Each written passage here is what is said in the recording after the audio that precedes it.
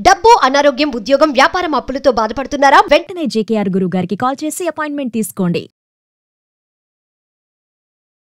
Hello నమస్తే, welcome to Suman TV. ప్రస్తుతం మనతో పాటు స్టూడియోలో personality development coach and family counsellor అయిన మాధవి గారు ఉన్నారు. వారితో ఈ రోజు కొన్ని విషయాల గురించి మనం చర్చిద్దాం. హలో మ్యామ్, నమస్తే. నమస్కారం కీర్తి గారు. మ్యామ్, ఎక్కువగా మనం ఫస్ట్ నుంచి అయినా చూస్తూ ఉంటాం, ఫిజికల్ అపియరెన్స్ కి ఎక్కువగా ఇంపార్టెన్స్ ఇస్తూ ఉంటారు అందరు జనాల్లో, నార్మల్ గా అయినా కానీ. అంటే అది మేబీ కలర్ కి గురించి కావచ్చు, నల్లగా ఉన్నావు తెల్లగా ఉన్నావనో, లేదంటే హైట్ పొట్టి అని చెప్పో, లేదంటే లావుగా ఉన్నావు. అండ్ ఇది రిలేషన్షిప్స్ కి వచ్చేసరికి, అంటే మ్యారేజ్ లో అయినా లేదంటే ఏదైనా రిలేషన్షిప్ లో వెళ్తున్నప్పుడైనా ఎక్కువగా ఈ ఫిజికల్ అపియరెన్స్ అనేది ప్రాధాన్యత ఎక్కువగా ఉంటుంది. అంటే లేనందువల్ల ఏమైనా రిలేషన్షిప్స్ అంటే వాళ్ళ బాండ్ ఏమైనా తగ్గుతుందంటారా, లేదంటే physical appearance is most important thing to build that bond or love అని అంటారా? ఈ క్వశ్చన్ కి మీ దగ్గర నుంచి ఆన్సర్ వస్తుంది. ఫర్ ఎగ్జాంపుల్, ఇప్పుడు మీరే ఎక్కడైనా మిమ్మల్ని స్టేజ్ మీద పిలిచారు, ఓకే, స్టేజ్ మీద మిమ్మల్ని పిలిచారు యాజ్ అ స్పీకర్ గా. ఫస్ట్ ఆఫ్ ఆల్ ఒక ఆడియన్స్ ని మీరు అట్రాక్ట్ చేయాలంటే ఎలా ఉంటారు మీరు? Maybe confident. ఇంకా it's all internal things. Confident is when you start speaking. అది మీలో ఉన్న ఎబిలిటీ, అది వాళ్ళకి కనపడదు. మీ కాన్ఫిడెన్స్ లెవెల్స్ ఏది కనపడాలి ఆడియన్స్ కి? ఫస్ట్ చూడాలి అంటే అట్రాక్టివ్ గా ఉండాలని అంటారేమో. అయితే అంతే కదా. మన అటైర్ ఎలా ఉంది, మన ఫేస్ ఎలా అనిపిస్తుంది వాళ్ళకి, దట్ ఈస్ ఫస్ట్ కన్సిడరేషన్. తర్వాత మనం ఎంత చెత్తగా మాట్లాడుతున్నా తర్వాత మనం పక్కన పెడతారు అనుకోండి, తర్వాత తెలుస్తుంది. But first thing is physical appearance. ఎవరికైనా చాలా ఇంపార్టెంట్ అని, అది కూడా ఒక చాలా ఇంపార్టెంట్ కాన్సెప్టే. అంటే ఎక్కువగా మనం అర్థం చేసుకోవాల్సింది, తను ఎంత అందంగా బయట కనపడినా ఇంటర్నల్ గా బాగుండకపోతే అది కొన్ని రోజులతో వెళ్ళిపోతుంది. నాచురల్ ఆ వ్యక్తి మీద ఉన్న ఇంట్రెస్ట్ అని, ఆ వ్యక్తి మీద ఉన్న అభిప్రాయాలు తగ్గిపోతాయి మనకి.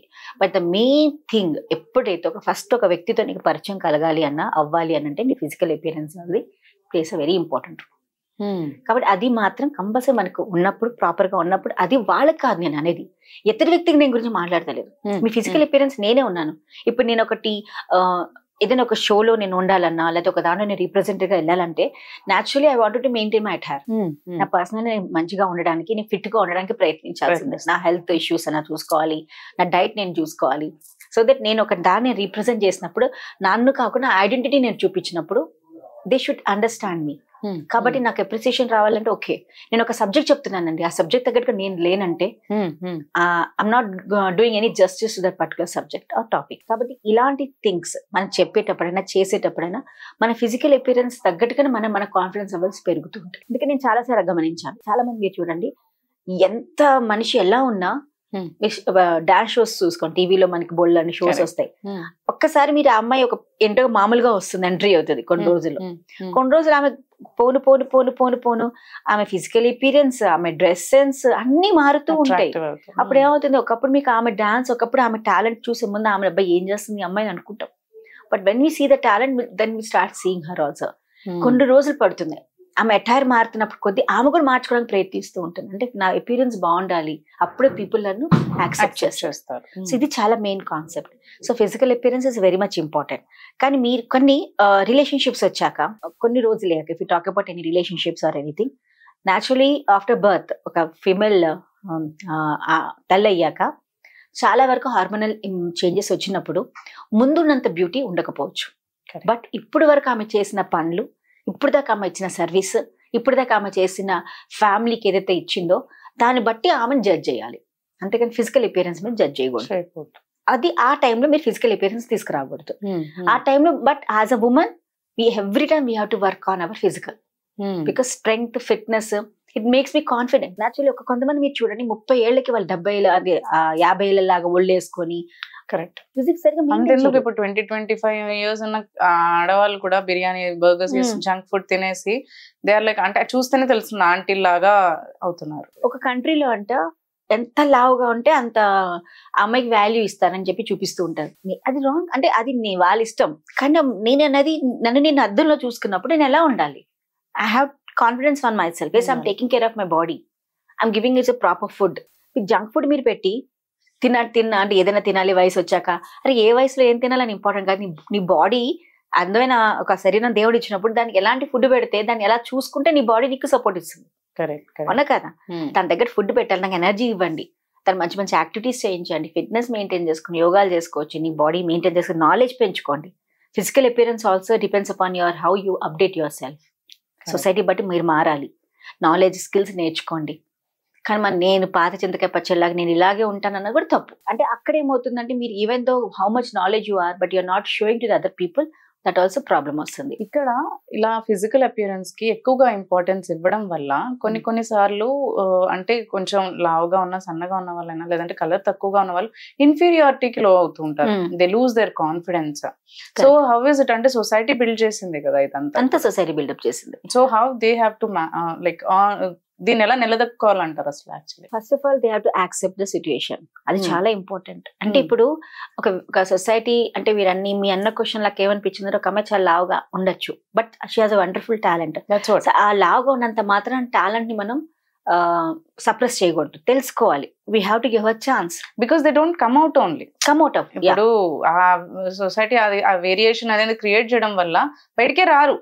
అసలు వచ్చే వాళ్ళ టాలెంట్ అనేది ప్రెజెంట్ చేయడం పక్కన పని, అసలు ముందుకు వచ్చి ఇది నాకు ఉంది అని కూడా చెప్పరు. కానీ అది ప్రాబ్లం కదా. ఇప్పుడు నేను చాలా మంది అమ్మాయిలతో మాట్లాడతా కొంచెం ఇలా మీరు చెప్పిన దాంట్లోనే. నన్ను అంటారు, మేడం నాకు ఇంత బాగా స్కిల్ ఉంది బట్ నేను లావుగా ఉన్న వరకు బయటికి వెళ్ళి నవ్వుతారేమో. అంటే నువ్వు ఎందుకు దాన్ని పని చేయవు? నీకు బద్ధకం ఎందుకు పెట్టుకుంటున్నావు? నువ్వు వాళ్ళ కోసం పని చేయకు, నీకోసం నువ్వు పని చేయలేవా? Show your working ability. అంటే కొంతమంది బాడీ మీరు ఎంత వర్కౌట్ చేసినా తగ్గదు, బికాస్ అది కొంచెం జీన్స్ ప్రాబ్లం వస్తుంది, హార్మోనల్ ప్రాబ్లమ్స్ రావచ్చు. Accept that but you work on it కదా. ఎలాగో ఒళ్ళు వస్తుంది, నేను ఇలాగే ఉంటాను, నేను నల్లగానే ఉంటాను అంటే దేవుడిచ్చిన కలర్ అది body. Got it from your parents, you can't work on that. But నీలో ఉన్న ప్రెజెంటేషన్ స్కిల్స్ మార్చుకోవచ్చు కదా. How you can present your self, you can change.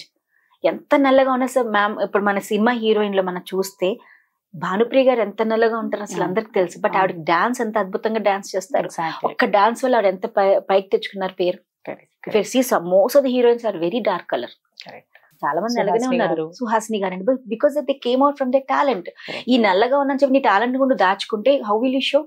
అంటే నీకు నువ్వే ఇన్ఫీరియర్ ఫీల్ అవుతున్నావు అక్కడ. ఆ ఇన్ఫీరియర్ తగ్గించుకొని నీ పర్టికులర్ టాలెంట్ ని బయటకు చూపించు. Maybe people take time, correct, but they will come to your. First మనం యాక్సెప్ట్ చేయాలి. కరెక్ట్, మనం యాక్సెప్ట్ చేయాలి. తప్పేముంది? ఎస్ నేను నల్లగా ఉన్నా, తప్పు కాదు కదా అది. అది నేను కావాలని తెచ్చుకున్న కలర్ కాదు, వచ్చింది. బట్ ఈ కలర్ ఉన్నంత మాత్రం నా లోపల ఉన్న టాలెంట్ నేను ఆపేసుకుంటే నా కళను ఎవరు చూస్తారు? ఎవరైనా మాట్లాడమని చేయమో నేను నల్లగా ఉంటున్నాను చూడరు. ఎవరు చూడాలి మిమ్మల్ని? మీ కళను చూడాలి. Then people will get to. ఏదైనా ఇందాక చెప్పాను, నేను స్టేజ్ ఎక్కక నేను చూడకపోవచ్చు నల్లగా ఉన్నానని, బట్ ఎప్పుడైతే నా టాలెంట్ నేను ప్రెజెంట్ చేశానంటే అప్పుడు నా కలర్ కూడా వాళ్ళకి అర్థం రాదు. అవునా కదా? మాట్లాడిన తర్వాత అబ్బా ఏమన్నా చెప్పారా ఫీలింగ్ వస్తుంది. బట్ స్టార్టింగ్ లో నాకు భయం అనిపిస్తుంది, అరే నేను నల్లగా ఉన్నాను కాబట్టి నేను ఇందాకే అన్న ఆడియన్స్ నన్ను యాక్సెప్ట్ చేయలేకపోవచ్చు, ఎంతో మంది నన్ను చూడకపోవచ్చు నేను ఎక్కిన వెంటనే. ఇప్పుడు నేను ఏం చేయాలి? నా టాలెంట్ ని నేను కాన్ఫిడెంట్ గా బయటకు తీసుకురావాలి. ఆ కాన్ఫిడెన్స్ మీరు ఇందాకన్న వర్డ్ అది లోపల నాలో ఉంటుంది కాబట్టి నేను ఎలా ఉన్నా పర్వాలేదు, ఫస్ట్ ఆఫ్ ఆల్ నన్ను నేను చూపిస్తా. గ్యారంటీ ఆ పిల్లలు ఎప్పుడైతే నేను జనాలు యాక్సెప్ట్ చేయడం జరుగుతుందో, నిన్ను నువ్వు యాక్సెప్ట్ చేసుకుంటావో, you will start changing our self. అది చాలా ఇంపార్టెంట్. It's okay. మనం ఎన్నో ఉంటాయి, మన బాడీలో రకరకాల ప్రాబ్లమ్స్ వస్తాయి, దాన్ని మనం యాక్సెప్ట్ చేసినాడు మన టాలెంట్ ని అప్డేట్ చేసుకుంటూ నలుగురికి చూపించక్కల నన్ను నేను రియలైజ్ అయితే చాలు. అది ఎస్ అయితే ఏమైంది, but I have this wonderful quality in me, ఇది నాకు చాలు అన్న ఫీలింగ్ మనం తెచ్చినప్పుడు ఈ కలర్, ఈ ఒళ్ళు రావటాలు అన్ని పక్కన పెట్టచ్చు. But I need every one to should work on that. నల్లగా ఉన్న వర్క్ చేసుకునే ఛాన్స్ ఉంటే వర్క్ చేసుకుని, లేదంటే యాక్సెప్ట్ చేసి ముందుకెళ్ళండి. షో యువర్ టాలెంట్ అంటే show your talent. It need both the things. Work on that also. చాలా వరకు మన ట్రీట్మెంట్స్ కూడా నడుస్తూ ఉంటాయి. Do something for your skin. గ్లోగా పెట్టుకోండి. నల్లగా ఉన్నదాన్ని గ్లోగా ఉంచుకోవచ్చు కదా. మంచి ఫుడ్ తినండి, ఫుడ్ ప్యాటర్న్స్ మార్చుకోండి. అంటే అన్ని మనకు ఉంటాయి, కానీ మనం ఉన్న ఒక్క బాధకి ఏదో ఒక రాంగ్నెస్ మనలో ఉన్న దాని గురించి ఆలోచించి దానికి ఏం చెయ్యట్లేదు మనం పని. దానివల్ల న్యాచురల్ నా టాలెంట్ కూడా తగ్గిపోతుంది. సో మనం చేయొచ్చు. Well said ma'am. Thank you so much. Thank you so much.